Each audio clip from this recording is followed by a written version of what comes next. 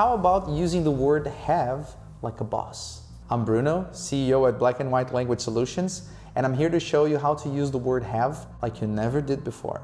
Everybody knows how to use the word have in the traditional way, expressing possession or relation between two things or a thing and a person or two people. For example, I have a car. Well, that's the traditional way. Everybody knows that, right? I can even have the possession of something that is not an object, like I have a problem, so I have the possession of a problem. It is also possible to use have when you have the necessity of doing something. For instance, I have to go to the bank this afternoon. That's something you have to perform, you have to do. Then you use the word have followed by to and another verb. This verb is an action you have to do, okay? But few people use have in a more business-oriented way, in a more bossy way, so to speak.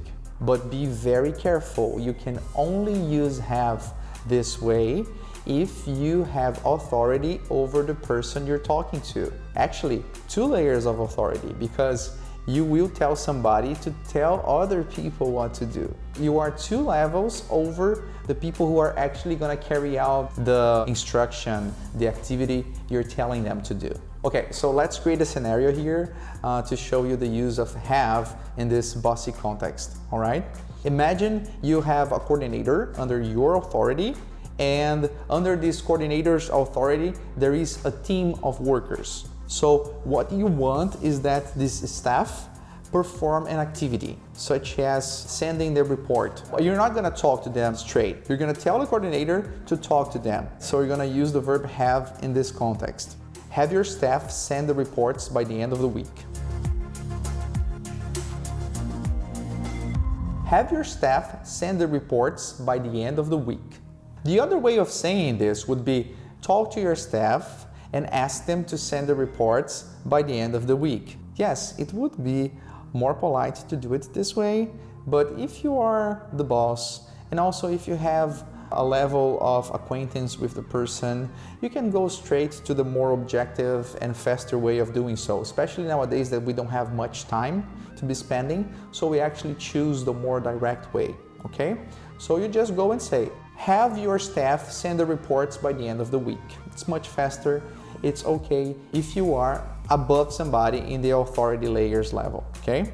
All right, guys, so let's imagine another scenario here. You hire a marketing office to run a campaign for your company, okay? And you're talking to Edward. Edward is a mid-level employee at the office, and you want him to talk to his digital artists so they redo an art because you don't actually like it, okay? So instead of going to Edward and telling him, Edward, talk to your team of designers and ask them to redo the last art, you can be more straightforward, okay? Because you're hiring them, okay? You're paying them. So you can go ahead and say, Edward, have your team of designers redo this last art. Well, there's also another scenario that it's not business at all, but it's possible to use as well because it's an expression of authority. Let's say Nancy the nanny is gonna take care of your kids for an evening. So you're the parent. You get to be bossy. So you tell Nancy the nanny, let's say, okay, Nancy, have the boys do the homework before 8 p.m. So every time you want to sound extra serious or exert your authority, you can use have in this sense, like a boss, all right? Have Joshua call everyone by Monday. Have Patricia send me the email ASAP. Have Thomas call me as soon as he has a position. Have your team finish this report by Monday. I do care about speed on this one. And here I talked about care. If you want to know more about care, just check out our last tip. You're gonna know the difference between care and mind. It's small, but there is a difference, okay? So now you learned how to use have in a very bossy way, in a very direct way, in a very straightforward way.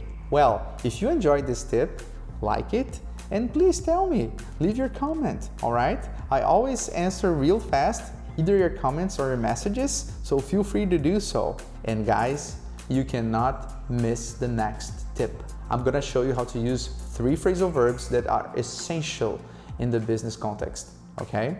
So see you then, bye-bye.